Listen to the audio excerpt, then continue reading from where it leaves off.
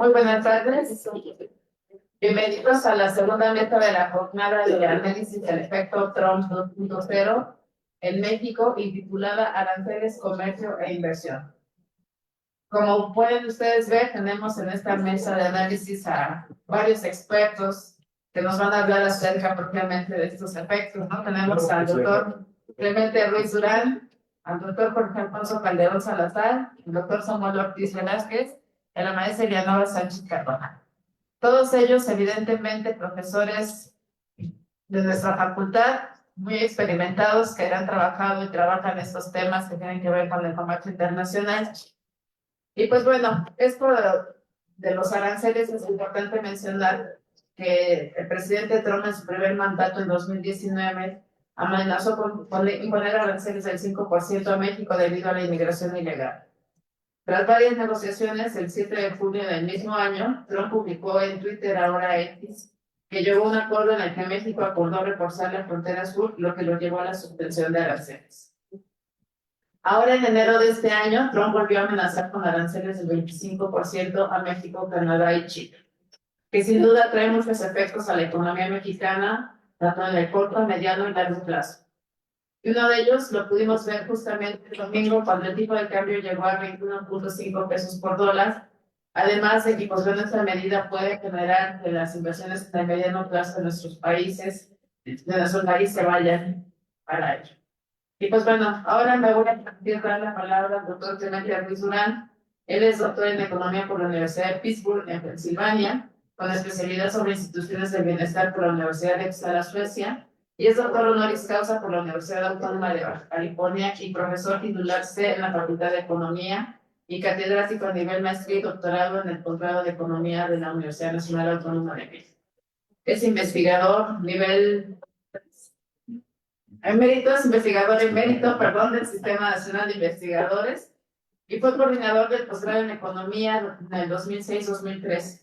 Y pues bueno, de verdad decir cuántos libros y revistas y demás, yo creo que tiene una vasta cantidad, no las voy a enunciar, pero bueno, sin duda es también uno de los formadores de muchos economistas, ¿no? Que hoy día están en el quehacer económico y pues bueno, le doy la palabra al doctor Clemente.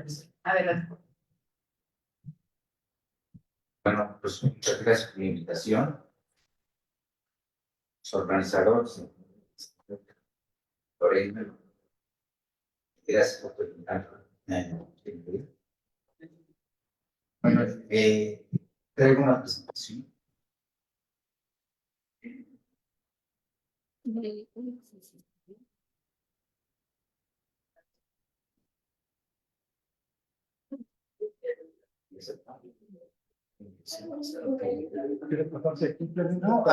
yo aquí la veo. Ya tiene presentado. Ahí está. ¿Con cuál se avanza?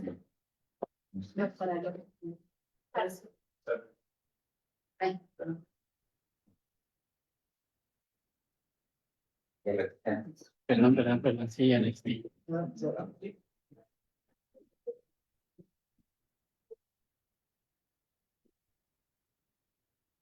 Complot.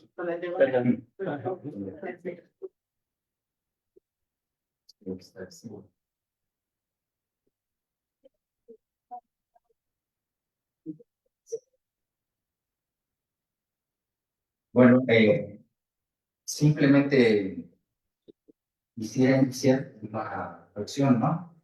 Creo que lo que estamos viviendo es una guerra comercial sin sentido, ¿no? No tenemos que estar enfrentando esta situación. Sin embargo, pues la manera de ser del nuevo presidente de Estados Unidos lo que muestra es pues un ataque permanente para así obtener ciertos beneficios para Estados Unidos, ¿no? Es la visión que tendría.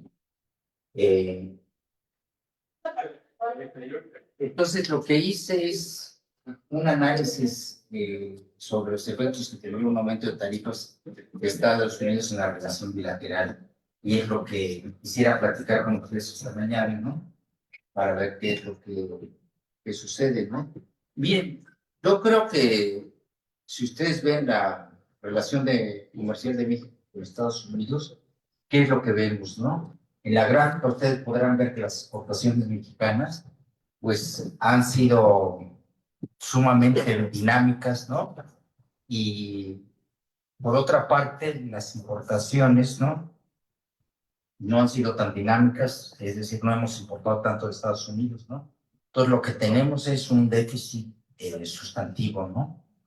Pues, tiene Estados Unidos un déficit, ¿no? Y entonces es lo que le enoja mucho al presidente Trump, ¿no?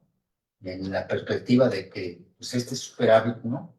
Que México tiene con Estados Unidos, pues se debe precisamente a la firma del tratado que se realizó en 1994. Entonces, esto nos dio capacidad de exportar a los mexicanos, ¿no? Esa capacidad de exportación a los mexicanos que no teníamos, ¿no? Si ustedes ven, nuestras importaciones eran mayores allá por 1994 y con el Tratado de Libre Comercio lo que se hace, ¿no? Se logra generar un superávit, ¿no? Ahora, el saldo comercial con Estados Unidos, pues, de estar negativo, como les decía a ustedes, de 1.663 millones de dólares, pasa a 157.204 millones de dólares, ¿no? Entonces, esto, esto no se corrige tarifas, se corrige con toda una puesta en marcha de un recambio productivo, ¿no? En la región, ¿no? Entonces, es una cuestión que le cuesta mucho trabajo al presidente Trump entender, ¿no? De que estuvieron de acuerdo ellos en trasladar capacidades productivas a México. Y este traslado de las capacidades productivas, pues sí, obviamente, lo que da por consecuencia es un saldo favorable a México, que es un saldo favorable sumamente importante, ¿no? Ahora, ¿qué es lo que pasa con esto, no? Si vemos las importaciones, ¿no? Estadounidenses en México, ¿no? ¿Qué es el total de intercambio y las importaciones mexicanas, ¿no? ¿Qué es lo que vemos? Lo que vemos es una composición sumamente diferenciada, ¿no? En donde, ¿qué es lo que más importa, ¿no? Máquinas, ¿no? Transporte, caucho y rieles, ¿no? Y los productos minerales, productos químicos, instrumentos y origen animal, ¿no? Pero la cuestión aquí básica, ¿no? Es que en realidad lo que, si ustedes se dan cuenta, se hizo una aglomeración en la producción, ¿no? De en ciertas industrias, ¿no? ¿En cuáles se hizo la aglomeración? Estados Unidos, México, pues sobre todo en la cuestión del transporte, ¿no? Entonces, en la cuestión del transporte, ¿no? Lo que hacemos es, nosotros ensamblamos gran parte de la cuestión de transportes en los Estados Unidos y después lo exportamos, ¿no? Entonces, lo que hay que estar conscientes, ¿no? Que estas capacidades productivas se fueron encontrando y lo que hoy tenemos es precisamente esa estructura, ¿no? Ahora, no todo era ganar, ganar, ¿no? Porque muchos de los insumos no vienen nada más de Estados Unidos, ¿no? Si vemos esta matriz de comercio, ¿no? De 2023, ¿no? Que es, no tenemos todavía nosotros 2024, ¿qué es lo que verían ustedes, no? Lo que verían ustedes es de que, pues fundamentalmente, ¿no? Nosotros tenemos un superávit con Estados Unidos, pero muchas partes las estamos importando de China, ¿no? Entonces, al estar importando de China, ¿qué es lo que pasa, no? Nosotros tenemos, y Estados Unidos tiene, y Canadá tiene un gran déficit con China, ¿no? Y entonces aquí esta es la cuestión de que, pues en realidad lo que se está aglomerando, ¿no? A través del Tratado de Libre Comercio es una relación en conjunto con China, ¿no? Y esta cuestión eh, de la aglomeración con China, lo que tenemos que tener claro es que, uy, se cayó aquí. ¿Estás bien? Entonces, en esa perspectiva de la aglomeración con China, ¿qué es lo que nos da? Pues nos da por consecuencia que nosotros, Estados Unidos o Canadá, tengamos un gran déficit. Y que entonces es gracias al esquema de superávit que tenemos con Estados Unidos que podemos estar comprando las cosas. Entonces, esto, bueno, le cuesta mucho trabajo al presidente Trump, ¿no? Entender de que es una relación productiva al alza, ¿no? No es una relación productiva a la baja, ¿no? Sino de que estamos integrando aparatos productivos de los tres países, ¿no? Y que en esa perspectiva, ¿no? Lo que hemos ya desarrollado es una perspectiva de que hacia adelante, de continuarse esto, pues seguiríamos con esta relación. Ahora, ¿se pueden cambiar las cosas? Sí se pueden cambiar las cosas, pero la cuestión es que no es por tarifas, ¿no? Y aquí es un punto de reflexión que les pido que hagamos, ¿no? Es el punto de reflexión de que es la cuestión del conocimiento y el incremento de el conocimiento que están teniendo los chinos para hacer precisamente cierto tipo de manufacturas. Si quieren pasar aquí, puedes sentarse. Hay lugares. Sí, gracias. Entonces, lo que aquí estamos haciendo es de que China ha logrado desarrollar ciertas capacidades que no tiene Estados Unidos, y nosotros no las tenemos, obviamente, pero entonces nos ayudan a ensamblar muchas de las cosas que se están haciendo en la región de América del Norte. Entonces, aquí la cuestión sería, bueno, tenemos esta situación, tenemos que incrementar las capacidades productivas y tenemos que incrementar las capacidades de innovación de la región de América del Norte. ¿Por qué? Porque los chinos han encargado de poder fortalecer sus capacidades de innovación y de producción. Entonces, en esa perspectiva, lo que nosotros tendríamos, ¿no? Es la necesidad de crear nuevas capacidades, ¿no? Y entonces ahí es donde entra lo que dice el discurso de la presidenta Sheinbaum en términos de sustituir ciertas importaciones, ¿no? Entonces, se plantea una cuestión de grandes magnitudes, ¿no? Pero de grandes magnitudes en términos de qué es lo que tenemos que hacer para dejar de importar tanto de China, ¿no? ¿Qué sustitución de importaciones tendríamos que estar haciendo? ¿No quieren sentarse aquí?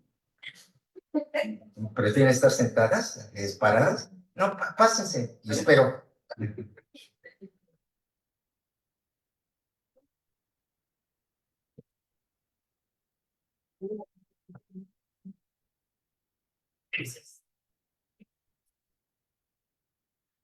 Hay una silla más, ¿eh?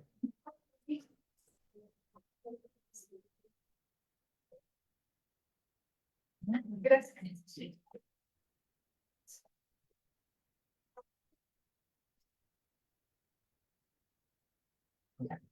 Entonces, esta reflexión la quiero dejar con ustedes, ¿no?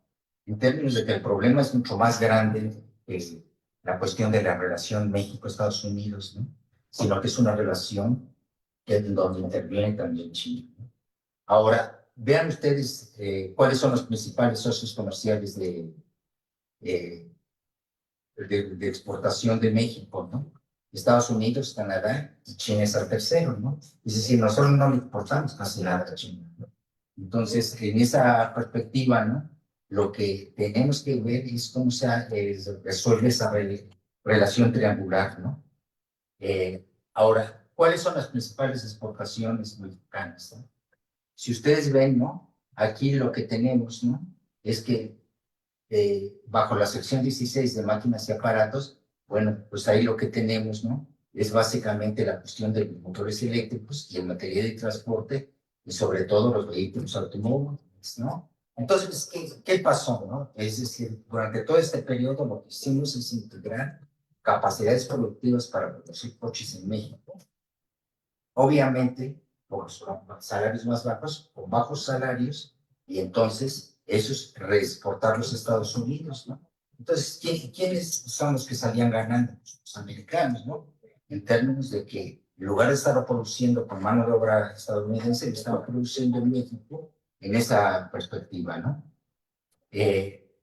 Ahora, con el fin de medir los impactos, se buscó las equivalencias entre armonizado con el CIAN para ver exactamente, entonces, cuáles eran precisamente los productos de la fabricación de qué y con qué, ¿no? Y entonces hicimos la cuestión de lo armonizado con el CIAN, ¿sí? Ahora, esto lo que nos permitió es que con la matriz insumo productos se evaluaron los impactos en el sector automotriz. Y entonces con el sector automotriz, ¿qué es lo que nosotros estamos viendo, no? Que en realidad no es una industria, ¿no? Sino que es una red perfectamente definida que se ha logrado desarrollar a través del tiempo. Y entonces lo que nosotros podemos es evaluar los impactos que podría tener una tarifa sobre esto. Ahora, si... Más tres, ¿no? Sí, entonces, la cuestión aquí es a nivel geográfico, ¿no? Que vean ustedes, ¿no? Es decir, estos impactos no solamente son sectoriales, sino que están diseminados en todo el territorio nacional. Y entonces en el territorio nacional vemos que hay ciertos núcleos sumamente bien desarrollados que se dieron en el centro del país y hacia el norte, ¿no? Ahora, este es de componentes electrónicos, ¿no? Y vean ustedes también cómo está distribuido esta cuestión de la producción del sector electrónico y de computadores, ¿no? Y después también el impacto en la farmacéutica química, ¿no? Ahora, ahora, lo último, casi para terminar, que les quisiera decir a ustedes es, bueno, con esta cuestión de pasar del sistema armonizado al sistema CIAN y todo esto, nosotros pudimos medir cuál sería el impacto sobre el empleo. El impacto sobre el empleo, entonces, lo que nosotros tenemos es muy bien definido, ¿no? De qué impacto tendría sobre el empleo el impacto de las tarifas sobre el impacto de las tarifas del presidente Trump. Entonces, aquí quisiera tener unas conclusiones preliminares, ¿no? Se ha realizado una integración productiva progresiva de América Latina a la interdependencia, se ha presentado, ¿no? El bloque de América del Norte cuenta con el mayor aparato productivo del PIB de la región en 2024, superior del el mercado laboral de América del Norte alcanzó en 2024 un total de 242 millones. Con un problema de envejecimiento de la fuerza laboral estadounidense, se requiere de un nuevo pacto laboral en América del Norte. Entonces, eso lo digo por lo de la migración, ¿no? La capacidad de innovación se ha diezmado en 2023. La región registró 77.583 patentes, Estados Unidos 55.000, Canadá 21.000 y México 575, lo que compara con la dinámica de China, que registró 69.000 patentes. El gran reto para la región es incrementar la capacidad de innovación para poder competir en el mundo. La gran transformación que se requiere es convertir a América del Norte en una zona de innovación y alta productividad. Muchísimas gracias.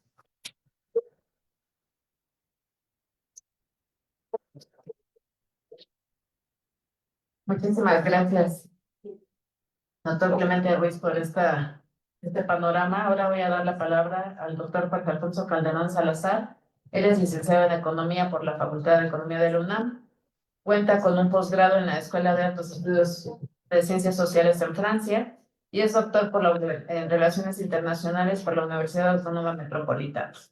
Es profesor titular, catedrático de Desarrollo Económico y Economía Internacional, profesor de la Maestría en Desarrollo Rural en la Universidad Autónoma de Chapingo y también en la Universidad Autónoma Metropolitana. Ha sido diputado federal, senador y pues bueno, publicaciones también, al igual que el doctor Clemente Ruiz Durán, tiene una amplia coordinación de libros, autor en libros, en revistas, etcétera. Entonces, pues bueno, le voy a dar la palabra al doctor Jorge. Adelante, por favor. Gracias. Antes de iniciar, quiero Agradecer a la maestra Lorena Rodríguez, directora de la Facultad de Economía, y al doctor Samuel Ortiz la iniciativa de realizar esta serie de mesas redondas sobre un tema que considero fundamental en el debate nacional.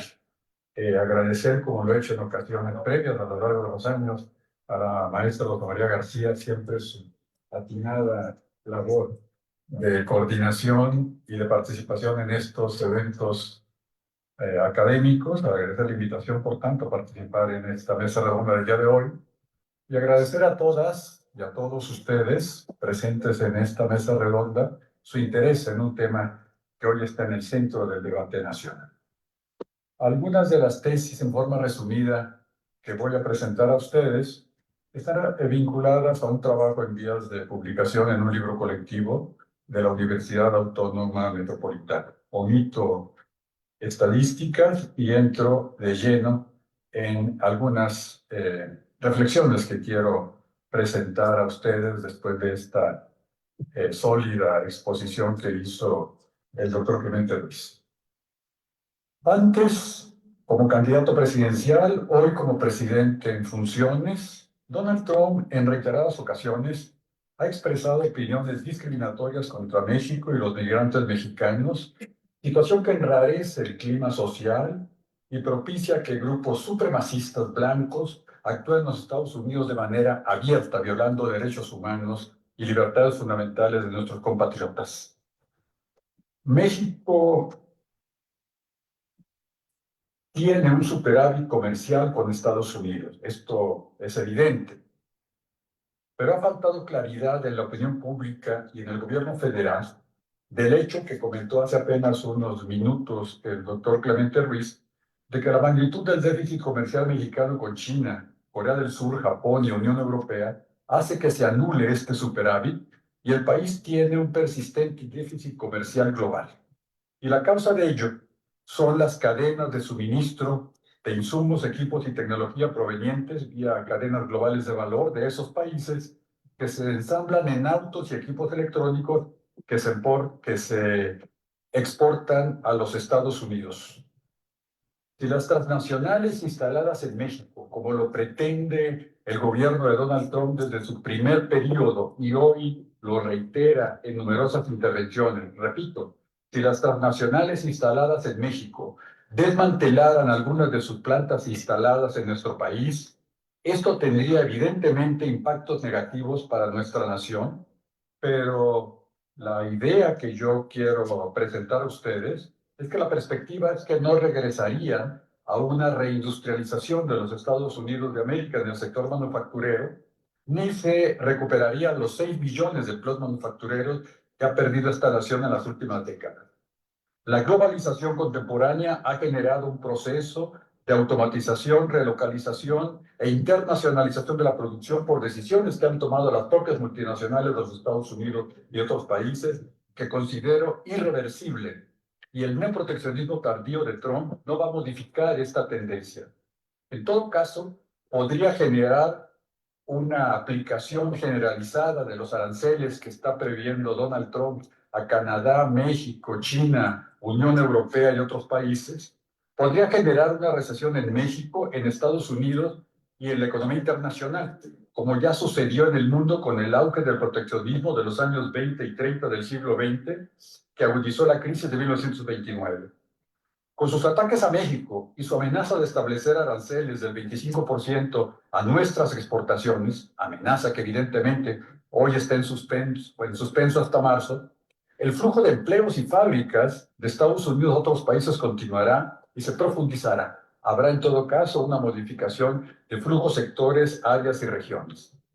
China ya es hoy la segunda economía del mundo, la primera exportadora de manufactura, y a pesar de la guerra comercial que inició Trump en su primer mandato, con la aplicación de elevados aranceles a sus exportaciones, aranceles que continuaron en el gobierno de Biden, tiene, pese a esta estrategia proteccionista frente a China, un enorme superávit comercial con Estados Unidos, que le ha permitido contar con recursos para hacer contradictoria y dialécticamente un importante acreedor de los Estados Unidos, incluso en este periodo de plena guerra comercial, ya que en parte El financiamiento del déficit fiscal y comercial de los Estados Unidos depende en gran medida de los flujos de capital y de la adquisición de bonos de deuda pública y de la inversión china en los Estados Unidos de América. La relación bilateral entre China y Estados Unidos durante casi 2 décadas se ha sustentado en un elevado consumo interno de Estados Unidos, en parte financiado por un fuerte endeudamiento público y privado y fuertes exportaciones chinas con el apoyo de un tipo de cambio artificialmente bajo. El gobierno chino prefiere mantener un alto crecimiento, aunque inestable, dependiente del comercio internacional, en vez de la lenta e incierta expansión de su mercado interno. Y el gobierno de los Estados Unidos, desde hace 2 décadas, y hoy con Trump, no tiene voluntad política para equilibrar sus finanzas públicas. Incluso Trump ha solicitado a sus congresistas, y está esto en vías de que pudiera ser aprobado, una elevación sustancial de la magnitud del déficit del gasto público de los Estados Unidos de América. Este acuerdo de interdependencia compleja y contradictoria en el contexto de una guerra comercial y con flujos cruzados de comercio e inversión entre los Estados Unidos y la República Popular China genera consecuencias desestabilizadoras para la economía mundial y para México. Y la idea que quiero expresar está en el núcleo de esta amenaza de Trump de aplicarnos el arancel del 25% y otras medidas de carácter hegemónico y expansionista. La volatilidad del mercado de dinero en el medio internacional, en el ambiente internacional, está relacionada con estas conflictivas relaciones Estados Unidos-República Popular China. Independientemente de la evolución presente y futura de las relaciones entre China y Estados Unidos, es previsible, como lo hizo a partir de 1917, de 2017, que Trump y su equipo seguirán utilizando la estrategia que en el pasado han utilizado dictadores, demagogos y gobernantes de derecha y ultraderecha, de hacer que un país, una minoría, un grupo social responsable de los problemas sociales y económicos internos. Atacar a México y a los migrantes mexicanos tiene este propósito. Ante el ascenso de China como potencia mundial y primer exportador de manufacturas, es previsible que van a continuar estas tendencias neoproteccionistas, aunque con resultados que no serán, creo yo, los que espera el gobierno de Trump. Por tanto, reitero que la competencia comercial y geopolítica entre Estados Unidos y China es una de las causas, no la única, pero es una de las causas de la reiterada amenaza de Trump de imponer a las exportaciones de México un arancel del 25%. Evidentemente, estas medidas son violatorias del TEMEC y de la Organización Mundial de Comercio, tratados multilaterales y tratado regional al que pertenece México y los Estados Unidos.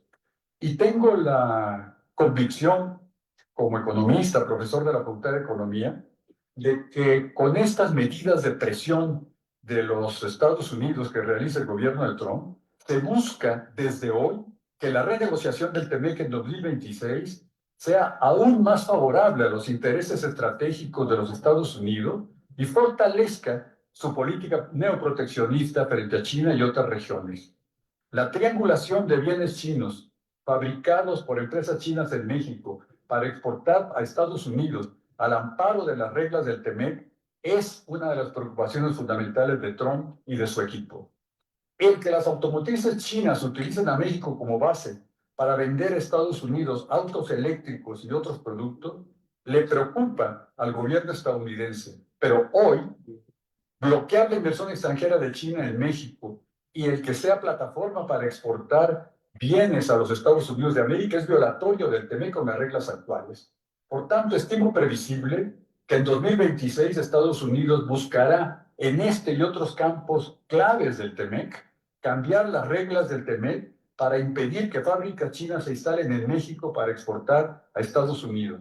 Y esto significa, a mi juicio, nuevas normas en materia de inversión, reglas de origen del sector automotriz y otros aspectos colaterales que por razones de tiempo omito. El TEMEC establece que una planta originaria de un país que no sea miembro del bloque comercial puede establecer en México fábricas de vehículos y si no llegara a cumplir con reglas de origen, puede exportar estos vehículos a Estados Unidos pagando un arancel del 2.5%. Silenciosamente, Toyota y algunas empresas automotrices de Corea del Sur y Japón están realizando este proceso de asumir, pagar este arancel del 2.5% por no cubrir las normas de reglas de origen automotrices que establece el TEMEC. Evidentemente, este arancel es inferior al arancel del 50% que pasará a ser del 60% con la imposición de decisiones que está haciendo el presidente Trump. Como ciudadano, como profesor universitario, apoyo el firme discurso de la presidenta de México, doctora Claudia Sheinbaum, en defensa de la soberanía nacional y el claro y contundente rechazo a los ataques de México que representan la imposición del arancel del 25%.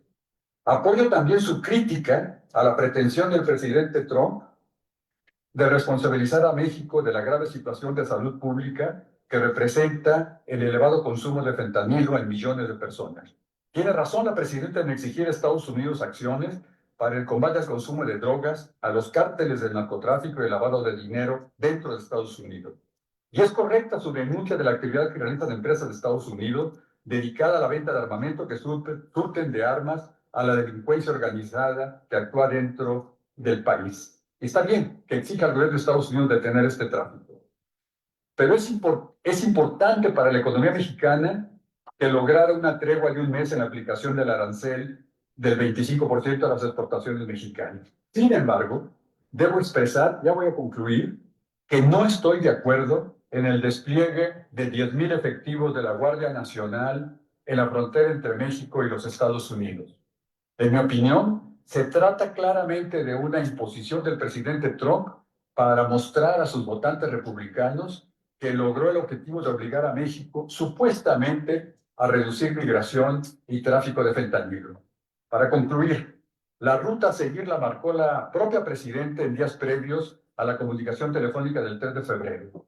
México ha realizado un gigantesco esfuerzo de combate al narcotráfico con miles de detenciones de delincuentes, importantes decomisos de drogas y acciones para regular la migración de Estados Unidos. Esto se ha hecho en todo el territorio nacional de manera autónoma y los resultados están a la vista. Esta es la ruta que a mi juicio se debe seguir. Desplegar guardias en la frontera es absolutamente ineficaz, es más una medida propagandística en beneficio del gobierno de Trump y no es el camino correcto. De poco sirve si Estados Unidos no emprende acciones decisivas de combate al consumo de drogas en su territorio y si no colabora en detener el tráfico de armas a México. En conclusión, en la revisión del TEMEC debe México, pese al clima extremadamente adverso de sus relaciones con el gobierno del presidente Trump, debe adoptar una actitud propositiva y buscar incorporar un conjunto de acuerdos paralelos al TEMEC para crear instituciones binacionales y trinacionales de cooperación internacional para el desarrollo que permita la protección, aún en el clima extremadamente adverso que existe en los Estados Unidos, de los derechos humanos, laborales y sociales de los migrantes mexicanos en los Estados Unidos, cualquiera que sea su estatus migratorio, la cooperación en el marco de la lucha contra el cambio climático, aunque el presidente Trump sea un negacionista, y la cooperación en el combate al tráfico de drogas, exigiendo mayor acción, no solo en un discurso, sino en un acuerdo internacional vinculante del gobierno de Estados Unidos en una estrategia para que Estados Unidos reduzca el consumo y haga un combate a la delincuencia.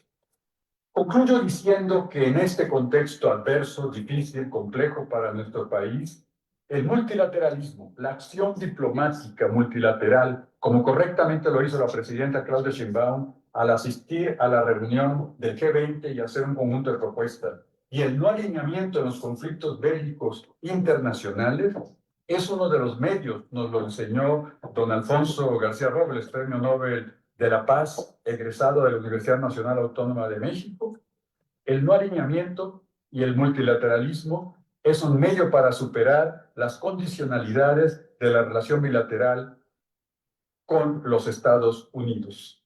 Y pienso que aunque es una propuesta que durante muchos años, en muy diversos ámbitos de la vida nacional, incluida nuestra Universidad Nacional, se ha levantado esta tesis, Considero que hay que cambiar la política económica, confiar menos en esta integración subordinada, asimétrica, de lo que significa la articulación a los sistemas económicos de los Estados Unidos de América y promover, así sea con décadas de retraso, la diversificación entre las exportaciones para depender menos de los Estados Unidos de América y reducir las vulnerabilidades de la economía mexicana.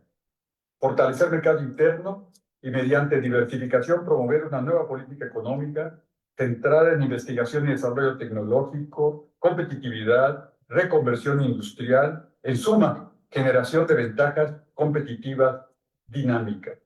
Y un punto que no aparece habitualmente en los medios de comunicación, pero es clave en el reequilibrio de la relación con los Estados Unidos, diversificación de importaciones de alimentos para reducir la dependencia del 40% de la alimentación nacional proveniente de los alimentos que vienen de Estados Unidos y ampliar fuentes de abastecimiento. Muchas gracias.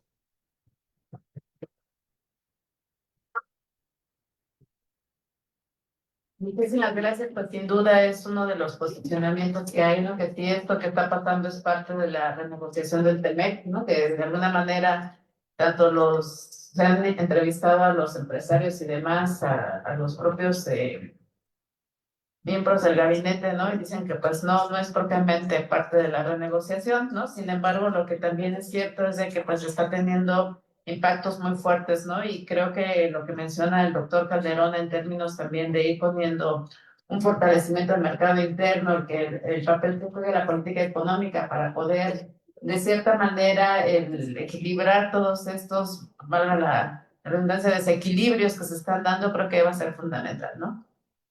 Ahora voy a dar la palabra al doctor Samuel Ortiz, que él también es uno de los profesores jóvenes del área de Economía Internacional. Él es doctor en Economía por la UNAM y maestro en Estudios Sociales por la UAM, y es profesor asociado de tiempo completo en la Facultad de Economía de la UNAM.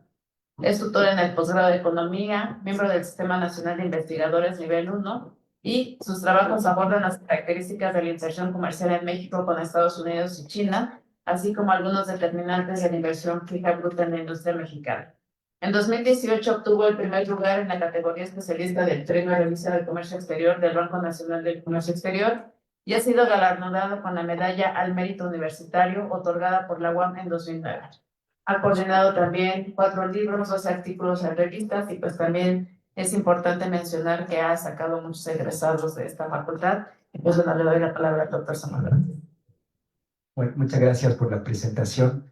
Y bueno, muy contento de participar, ¿no? Y de compartir la organización de esta jornada de discusión con mis colegas, ¿verdad? Isabel Osorio, Santiago, Roberto, la directora Lorena Rodríguez, ¿no? Miren, vamos a abordar, ¿no? Sea el tema del impacto, ¿no? De un arancel ad valorem de 25% a las exportaciones mexicanas en Estados Unidos, ¿no? Y para ello vamos a complementar la discusión que ya inició el profesor Clemente Ruiz, porque, claro, el impacto arancelario, ¿no? Me parece que cuando se habla de un arancel generalizado de 25%, pasamos por alto que estamos ante un comercio con Estados Unidos de tipo intrafirma, ¿no? Concentrado y que gravitan en torno a 3 cadenas productivas, ¿no? Automotriz, electrónica, eléctricos, autopartes, y donde esta industria tiene también una manifestación regional, ¿no? De tal forma que ahí se localizan estos efectos y no tenemos que olvidar también que tenemos a otro México, ¿no? O sea, que opera bajo una lógica diferente, ¿no? A la de las cadenas productivas con Estados Unidos. Y se trata de ver justamente ese efecto, ¿no? En productos específicos. Digo, si algo hizo, ¿verdad? Este amago de aranceles del fin de semana, pues es que nos puso a trabajar, ¿no? Nos canceló el puente, ¿no? Del día lunes, ¿no? Miren, el impacto, hay que partir de que estamos considerando, pues, productos finales, ¿no? Porque en ciertas industrias los insumos pueden cruzar la frontera México-Estados Unidos hasta 8 veces, ¿no? Y entonces ese es un impacto que se tiene que evaluar en términos de productos finales, ¿no? Y lo que nos llama mucho la atención es que el comercio de México con Estados Unidos involucra a más de 10,000 tipos de productos, ¿no? Y de estos 10,000 productos, resulta que el comercio se concentra en apenas 313 productos cuyas exportaciones a Estados Unidos sumaron 346,600 millones de dólares en 2023. Es decir, estamos hablando de que el 3% de los productos exportados a Estados Unidos absorberían el arancel del 25% en un 80%, ¿no? De hecho, son productos, ¿no? Donde el 91% de las exportaciones en dichos productos se tiene con Estados Unidos, el 60% de la importación en esos productos se tiene con Estados Unidos y con China, y claro, el análisis más puntual nos permite llegar a otra conclusión importante, ¿no? 198 productos, ¿no? Como ya adelantaba el profesor Clemente, de las cadenas de maquinaria y equipo, electrónica, eléctricos y autopartes automotriz, absorben el 60% del nuevo arancel, ¿no? En operaciones intrafirma, ¿no? O sea, estamos hablando de empresas globales que, en el caso de la industria automotriz, instalan subsidiarias, ¿no? Desde aquí se maquila, se produce para abastecer al mercado de los Estados Unidos, ¿no? Tres quintas partes de las exportaciones de México a Estados Unidos tienen lugar en estos 198 productos de más de 10,000, ¿no? Claro, es muy, ya adelantaban también, ¿no? O sea, las bajas posibilidades de diversificación con Asia, ¿no? Menos del 1% de las exportaciones en estos productos tienen como destino a países asiáticos, por ejemplo, China, ¿no? Y Vietnam.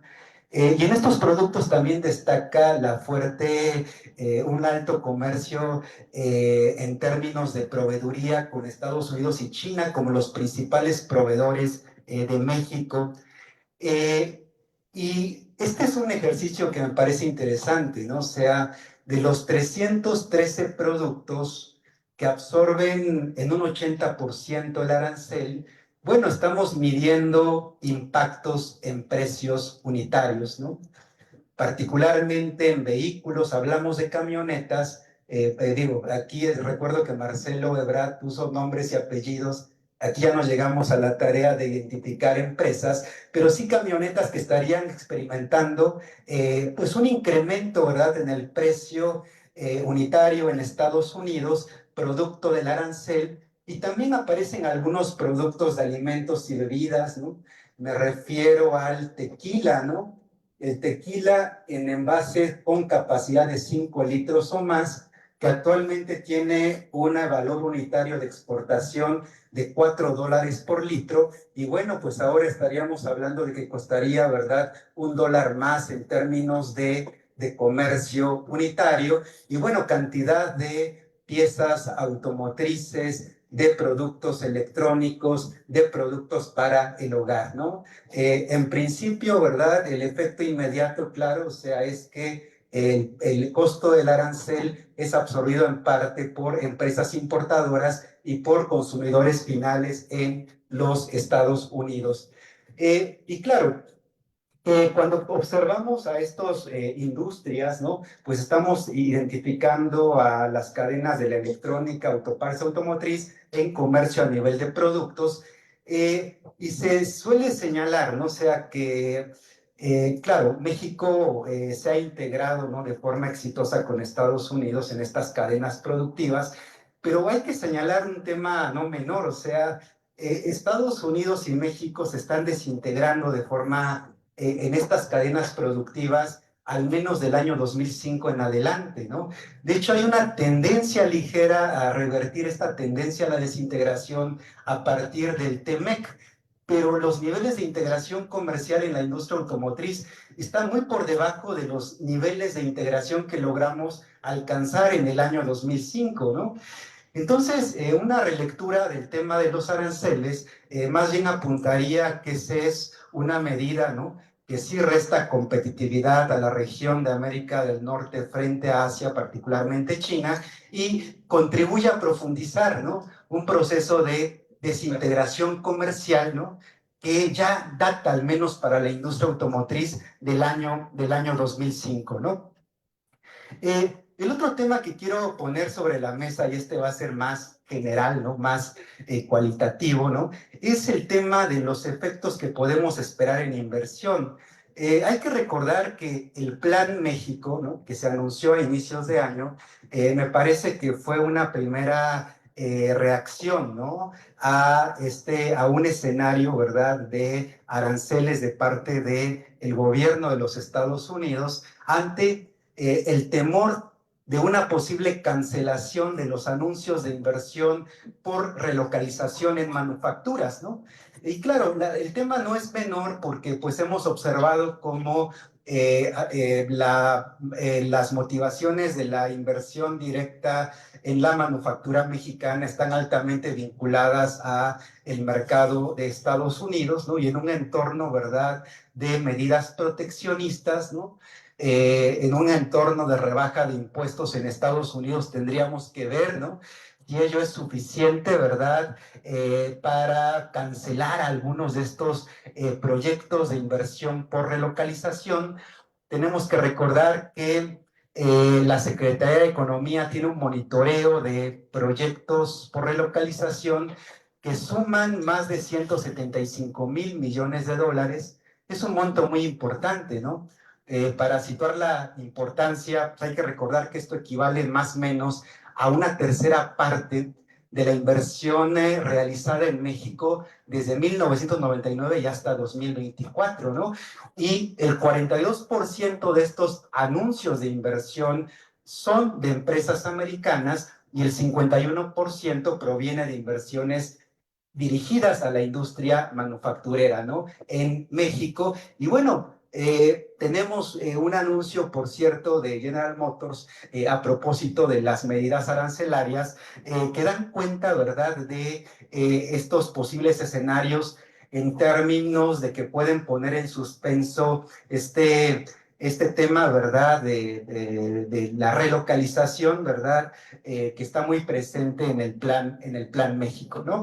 Y claro, Estados Unidos y particularmente las armadoras americanas, en mi opinión, sí están en condiciones de trasladar parte de la producción a Estados Unidos porque operan con un elevado margen de capacidad ociosa, ¿verdad?, sin inversión, y como le hizo General Motors, sí pueden en principio. Tendríamos que ver si esta capacidad ociosa, si la rebaja en impuestos en Estados Unidos, sirve para compensar el diferencial de salario, ¿no?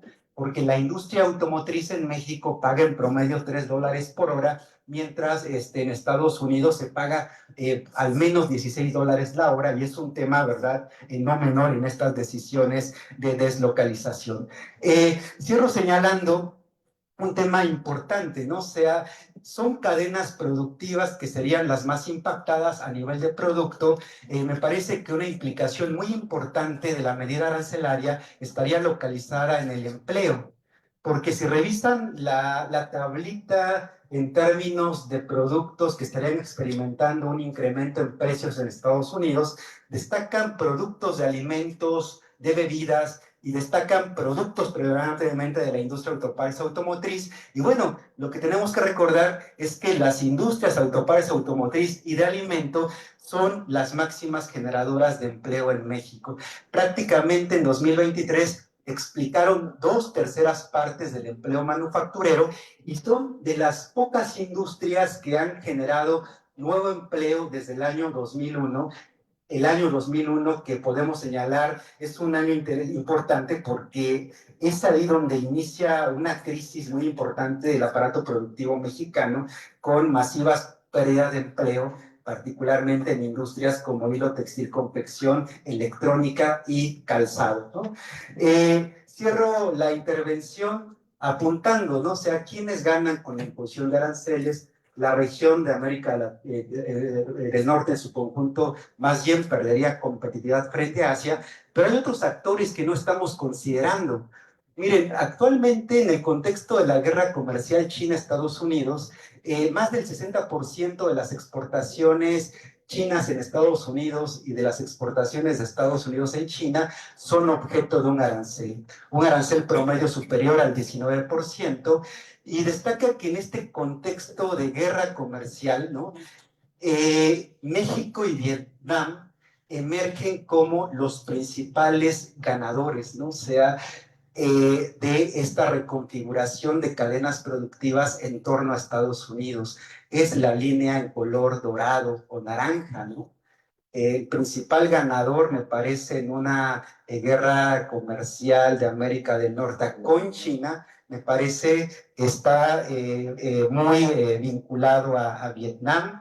Vietnam, un país que comparte estructuras exportadoras no muy similares a las de México, muy próximas a las de China, y sería el principal ganador. ¿Por qué Vietnam, por lo tanto, no está invitado al tema de los aranceles de Trump? Bueno, es un tema, ¿no? Es un tema, es un mecanismo de presión, como pasó en el año 2018-2019, cuando los productos del acero y aluminio fueron objeto de un arancel de 10%, bajo el objetivo, ¿verdad?, específico de negociar por separado condiciones favorables para Estados Unidos en el Telecán, hoy Temec, ¿no? O sea, una gráfica que da cuenta, ¿verdad?, de las cómo Vietnam comparte estructuras exportadoras con México y con China, y sería el principal ganador, ¿no? O sea, yo cierro únicamente indicando, coincido con la observación que hace el profesor Calderón, el tema de los aranceles será el pan, ¿no?,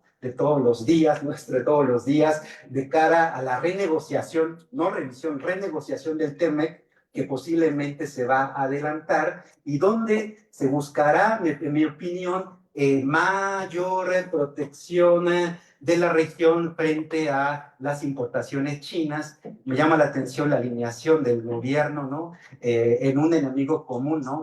China, el día de ayer hacían referencia nuevamente a la importancia de la asociación de importaciones, nuestra presidenta, la importancia de sustituir importaciones chinas, porque México está muy interesado en permanecer, ¿verdad?, en el TEMEC, ¿no?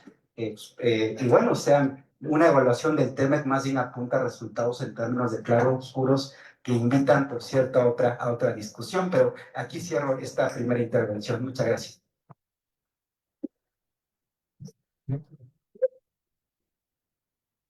Sin duda, un análisis muy completo propiamente de los impactos que puede tener esta imposición de aranceles en la parte de las inversiones, ¿no? Y que esto que se había visto como una panacea del nearshoring, ¿no?, que se estaba previendo como que México iba a resurgir justamente a partir de esto, pues bueno, hoy día puede ser solamente un sueño que existió, ¿no?, pero que no sea una realidad. Creo que por ahí va parte de esto. Bueno, finalmente voy a presentar también a una profesora joven del área de Economía Internacional, Lilia Nueva Sánchez Carvajal. Ella es licenciada en Economía egresada de la UNAM, maestra en Economía por el Instituto de Investigaciones Económicas de la UNAM, y actualmente estudia un doctorado en Desarrollo de la Educación en la Universidad del Desarrollo Empresarial y Pedagógico. Se ha desempeñado en el ámbito académico en instituciones públicas y privadas en el nivel medio superior, superior y de posgrado, en la Universidad Autónoma de la Ciudad de México, en la Universidad Abierta y a Distancia de México, en la Universidad Nacional Autónoma de México, en la Facultad de Economía, en la Facultad de Estudios Superiores de Acatlán, entre otras. Da distintas asignaturas del área financiera y económico-administrativas, además de participar en diversos proyectos de investigación relacionados con la implementación de políticas públicas y estudio de área de economía internacional. Pertenece al Centro de Estudios de Orden Global de la Facultad de Economía de la UNAM, y pues bueno, le doy ahora la palabra.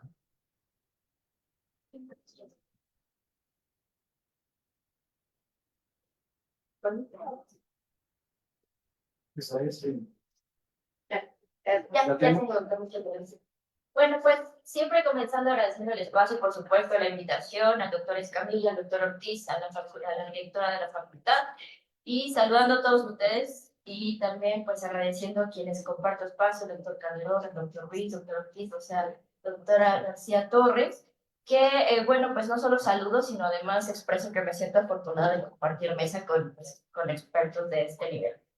Bueno, pues la relevancia de esta mesa y de que haya espacios académicos como esta reflexión es debido a los eventos actuales que ya dijo el doctor Ortiz, los pusieron a trabajar el puente, que urgen de un análisis coyuntural, sí, pero con bases estructurales para, por supuesto, pensar en recomendaciones para nuestro país. Sabemos que tiene una relación de dependencia con Estados Unidos. El 83% de las exportaciones de nuestro país se van para allá, y además, pues si analizamos también las importaciones, tenemos una grave dependencia, por ejemplo, en granos básicos, que apuntó el doctor Calderón. En muchos bienes este índice sube a 95%, tal vez, trigo, soya, y otros granos básicos, maíz amarillo. Así que, por supuesto que estas mesas pues son necesarias para saber qué vamos a replantear en torno a los problemas que tenemos actualmente. Me parece que Estados Unidos en este momento está en un periodo incierto, atropellado, con decisiones también muy arrebatadas, que, bueno, tampoco es casual que el personaje esté ahí. Se necesita ese personaje para que esté haciendo este tipo de cambios, que necesita Estados Unidos para reposicionarse otra vez o para perfilar hacia dónde va a ir su hegemonía global. Tiene complicaciones políticas internas y múltiples crisis expresadas en un montón de aristas: crisis política, económica, financiera, de déficit social. Y la decisión de Trump en este aspecto sobre los aranceles parecía improbable, y muchos lo hemos calificado de inviable incluso en este espacio, pero al final lo hizo. ¿Por qué? Porque una amenaza ya no es amenaza si no se hace. Tenía que firmar la orden ejecutiva, tenía que poner en suspenso pues todas las relaciones para que ya sepan que no es una amenaza, que sí la puede llevar a cabo. Entonces estamos en este periodo de un mes en el que va a insistir en que va a imponer aranceles, es decir, no lo va a dejar de lado, porque al final necesita dejar claro que la amenaza está ahí. La región de América del Norte surgió para hacer frente a la competencia hace 30 años, pero principalmente de la economía de Europa. Actualmente el líder, el retador es distinto, y es un retador más fuerte, es un retador que no está fracturado en Estados-nación como en la economía europea, y es un retador que ha tomado la posición de liderazgo tecnológico, comercial y financiero, pues es decir, la República Popular de China. En este contexto, México se posiciona como un posible aliado no solo económico, sino también político. Y no podemos dejar de lado que al final estamos cerca, que somos socios históricos y que podemos coadyuvar a la pelea que va a tener China con Estados Unidos. Además, es necesario mencionar que tenemos características importantes que hacen fuerte a nuestro país. Es decir, somos la economía 15 del mundo, no es una economía pequeña. Tenemos 130 millones de habitantes, 60 millones que están trabajando, y de ellos el 90% tienen menos de 60 años, o sea que distan algunas décadas para que salgan del mercado laboral. Tenemos una industria, como ya han apuntado, una industria maquiladora manufacturera de exportación fuerte, con ciertos aspectos, por supuesto, que podemos destacar y que podemos analizar de manera desagregada, pero al final que hemos tenido avance principalmente en el automotriz, aeronáutico, textil, en la zona del Bajío, en la zona del norte, históricamente maquiladora. Así que, bueno, pues nuestro país con estas características puede y contribuye con la competitividad de la región de América del Norte en general. Este nuevo escenario es retador. Es conveniente que Estados Unidos se acerque a países históricamente aliados como nosotros, y sería muy conveniente para México que se reposicione en la negociación con las características que tiene y las características que puede fortalecer. Como bien dijo la presidenta, pues ya no sobre la base de la subordinación, que es lo que busca Estados Unidos, por supuesto, con la amenaza, sobre la base de la cooperación y sobre la base de una coordinación en pro de sostener nuestra competitividad. Las tres economías están entrelazadas, México, Estados Unidos y Canadá. Sin embargo, pues esta interrelación es de los países periféricos hacia el centro. Canadá y México no tienen tanta relación, no tienen una relación estrecha, pero los dos países tienen la particularidad de depender de Estados Unidos para sus exportaciones, para su industria, como ya lo han mencionado. pero entre ellos no hay. La tipificación de la integración también es distinta, nosotros en otro sentido, en otras industrias, pero Canadá también con una próxima y cercana relación con Estados Unidos. La región en general es preponderante en términos de comercio y producción global. De acuerdo con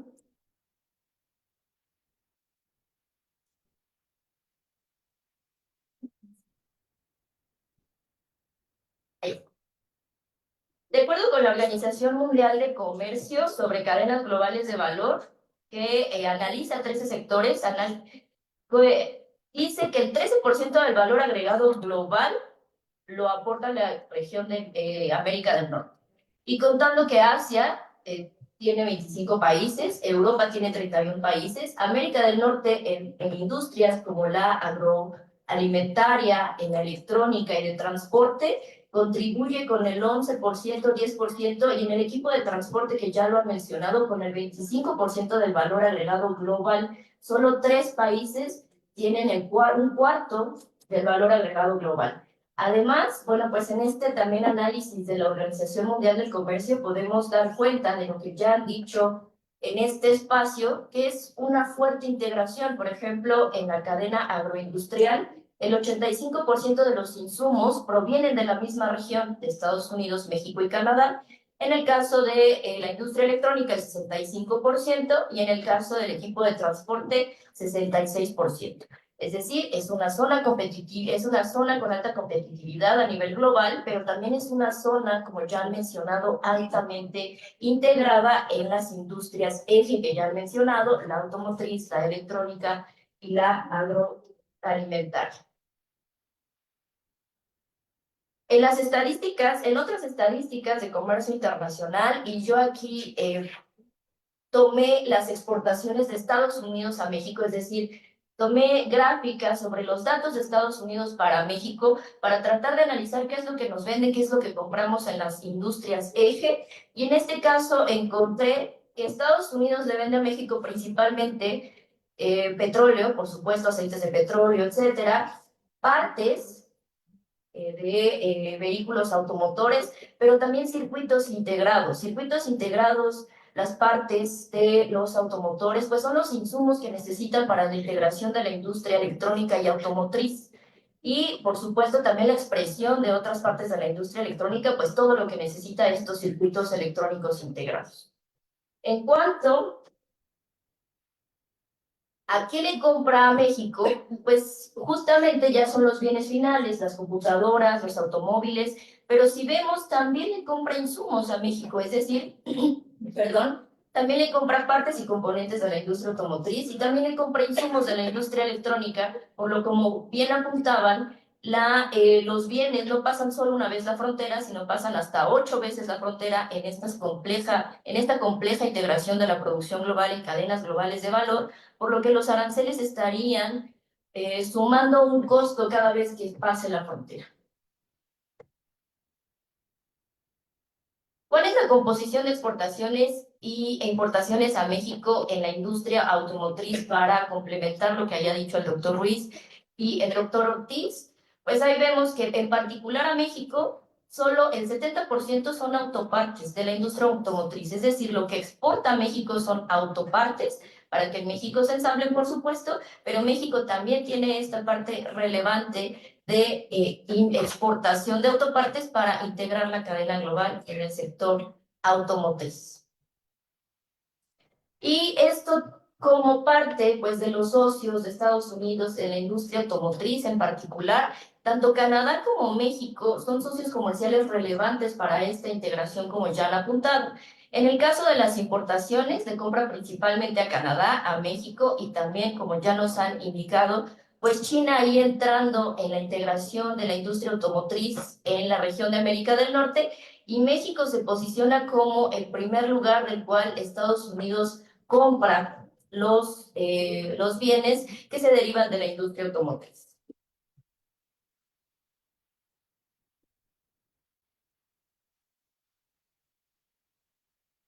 Bien, pues la intención de demostrar estos datos es para sustentar la inviabilidad de la imposición de aranceles debido a la alta integración regional.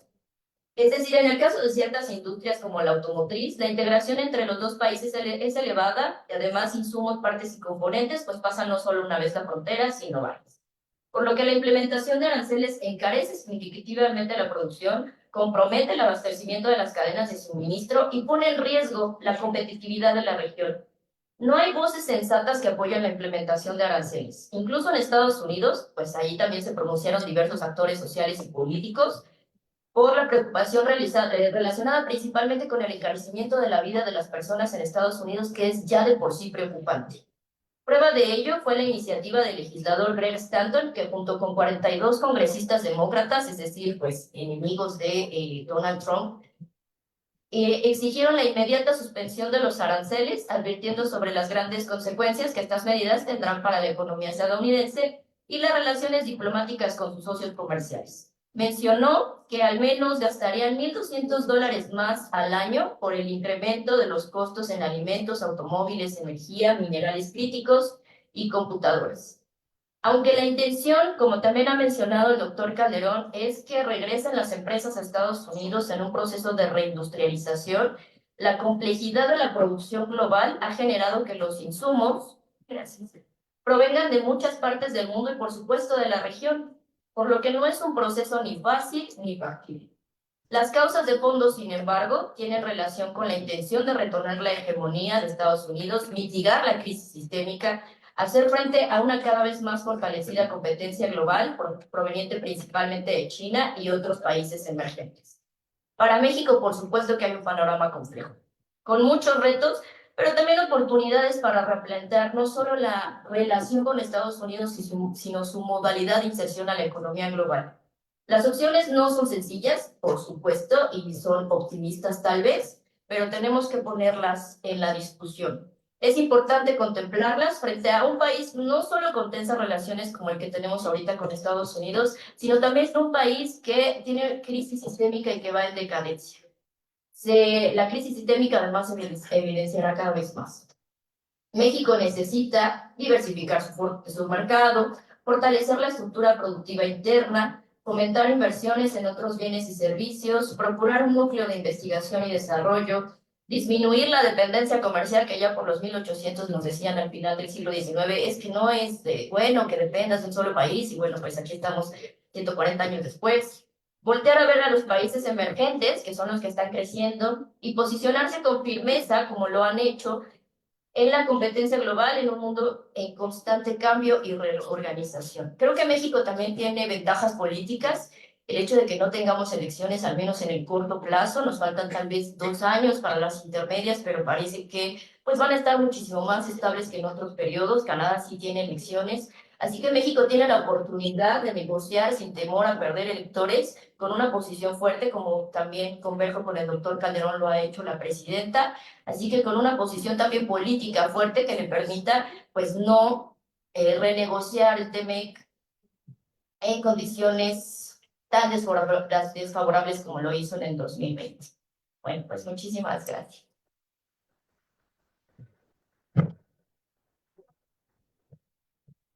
Muchísimas gracias por, sin duda, como pueden ver, estamos justamente atendiendo los temas de coyuntura, como ya se mencionaba hace algún momento. Me gustaría saber si alguien del público tiene dudas, preguntas que plantear para que lo hagan.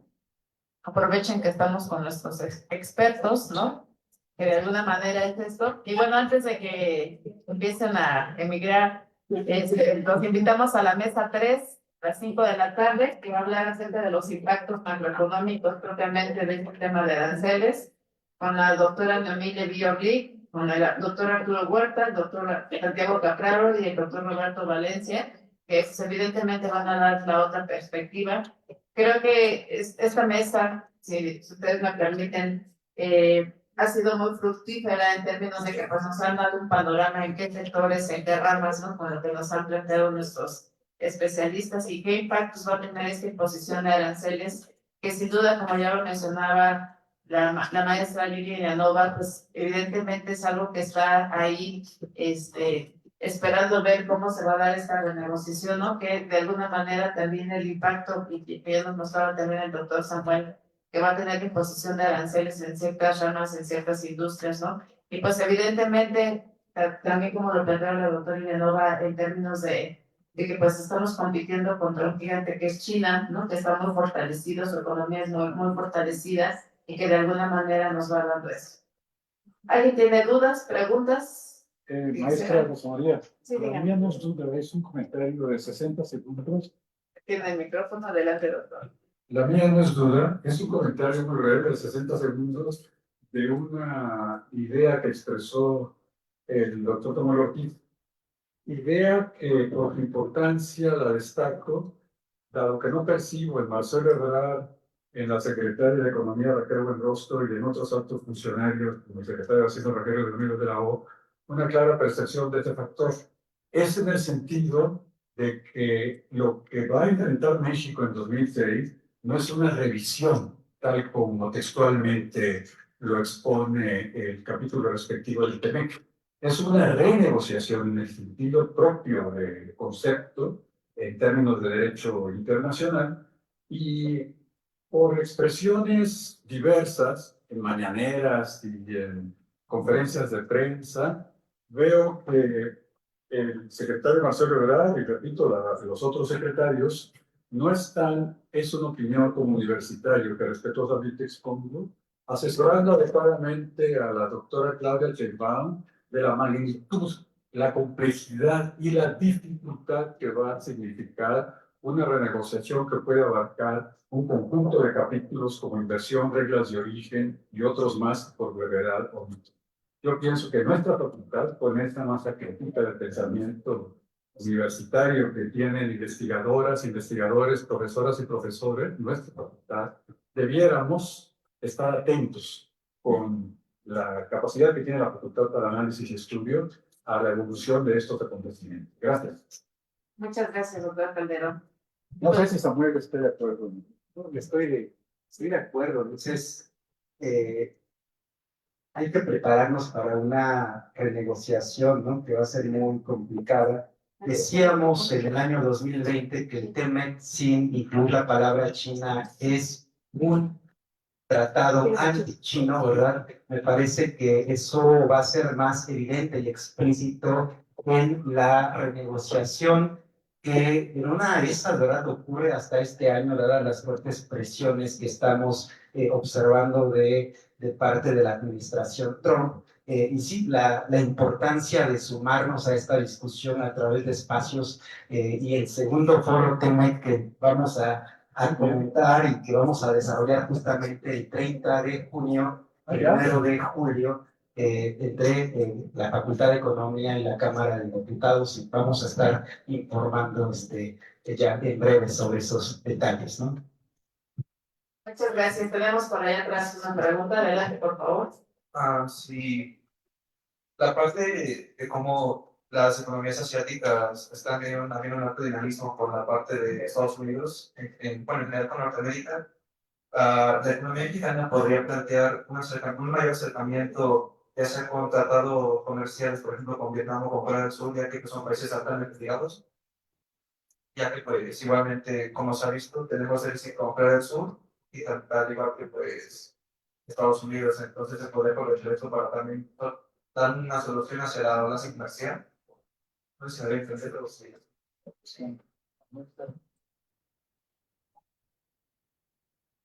Sí, mira, yo creo que hay que tomar este proceso de visión norteamericana que cambia de 4 en 4 años, ¿no? Porque, ¿qué es lo que nos planteó la administración Biden? La administración Biden lo que planteó fue el nearshoring, ¿no? Entonces, ¿qué era? Sacar inversiones de otros países para que se vinieran a los países que estaban cercanos a Estados Unidos, ¿no? Llegó un chorro de dinero, la verdad, a México, bajo la perspectiva de cambiar capacidades productivas de Asia hacia América Latina y en especial hacia México, ¿no? Entonces, ahora lo que Trump, en lugar de hacer, de seguir con esa visión, ¿no? Entonces, cambia el instrumento, ¿no? El instrumento van a ser los aranceles, ¿no? Ahora, indudablemente que tenemos sería muy positivo de que pudiéramos tener una relación más intensa con ciertos otros países, ¿no? Pero eso tarda tiempo en desarrollarse, ¿no? Es decir, los países del sudeste asiático, no es Vietnam, no es también Malasia, ¿no? Todos estos países son países con mucho dinamismo y que han estado construyendo también mucha industria, ¿no? Yo creo que la diversificación sería muy buena, pero la diversificación tarda, ¿no? Y entonces la cuestión es de que el arancel entra de hoy a mañana y pasa, ¿no? Te pega de aquí, ¿no? Entonces, de que no estamos preparados, no estamos preparados, ¿no? Es decir, podemos reaccionar frente a esto, ¿no? Porque ya el Plan México lo que está tratando es de reaccionar, ¿no? Tratar de, bueno, lo que menciona es sustituir ciertas importaciones y todo eso, ¿no? Pero eso lleva tiempo, ¿no? El arancel es de hoy a mañana, ¿no? Entonces, vamos a ver, yo creo que no lo van a acabar imponiendo, pero veamos, ¿no?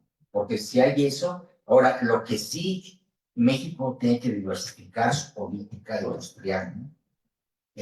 Durante los últimos años nos hemos acomodado a lo que Estados Unidos ha venido diciendo, ¿no? Y entonces lo que tenemos que hacer es tener la fortaleza para desarrollar un aparato productivo más independiente de los Estados Unidos, ¿no? Pero eso tarda, ¿no? También. Entonces, lo que quisiera yo reflexionar con ustedes, ¿no? Es de que hay cuestiones inmediatas y hay cuestiones de mediano y largo plazo para reestructurar la posición, ¿no? Un punto más. Pareciera de lo que opina el doctor Eduardo Ortiz y la maestra Villanueva Sánchez, soy escéptico, como economista, de la pertinencia de alguna idea, más que expresada por economistas, expresada por políticos de Morena y de otros sectores, de que hay que firmar un tratado comercial con China o con Corea del Sur, este tipo de cosas. Es absolutamente escéptico. China, Corea del Sur, Vietnam y otros países son proteccionistas. Y tenemos con ellos comercio en el marco de la Organización Mundial de Comercio. Yo creo que lo que se requiere es lo que acaba de decir el doctor Clemente Ruiz, una política propia de diversificación industrial y otros aspectos que no voy a repetir, para poder competir con una política integral en muchos campos de mejores condiciones en el ámbito internacional y no repetir con China, Corea u otros países los errores cometidos con la negociación del TEMEC. Es todo.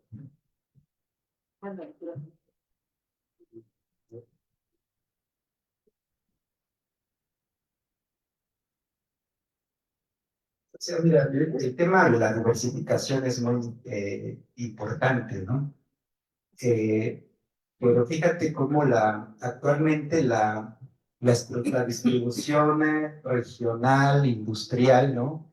El norte y el Bajío, en los mapas que presentaba el doctor Clemente, dan cuenta, ¿verdad?, de que son territorios integrados a las cadenas productivas con América del Norte y al menos para estas cadenas productivas sería muy complicado, ¿verdad?, pensar que el día de mañana vamos a comenzar a diversificar comercio con Asia.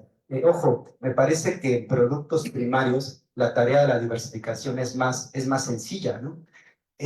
Vietnam ya tiene un tratado de libre comercio con México a través del TIPAC, ¿no?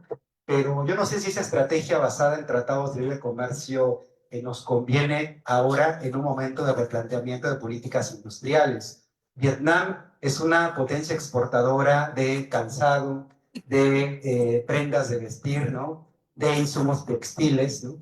Y desde la perspectiva mexicana hay una fuerte crítica de parte de los industriales del calzado, ¿no?, de la industria textil, con respecto a las fuertes repercusiones que puede tener el TIPAC para estas industrias que, como vimos, son generadoras de empleo y han sido de las más afectadas, ¿no?, del año 2001 en adelante, con pérdidas de empleo, me parece la estimación que tenemos y le voy a dar el dato porque me parece interesante, ¿no? O sea, la cadena hilo textil confección, donde ahora, bueno, Vietnam va a ingresar con un arancel preferencial, ha perdido 445,000 empleos desde 2001.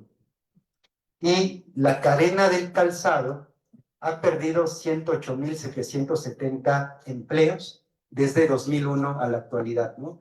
Yo creo que la ruta ya no está claro, por muchos años la estrategia, ¿verdad?, de política comercial se inscribió en la firma de tratados de libre comercio con cantidad de países y descuidamos, ¿verdad?, la importancia del mercado interno y de un proceso de industrialización, crecimiento endógeno.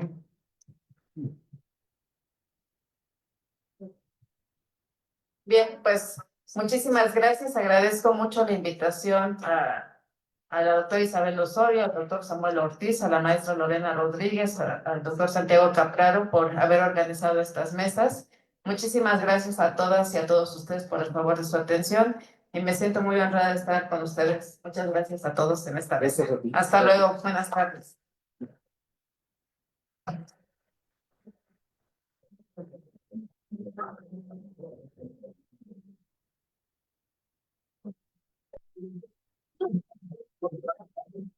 Sí.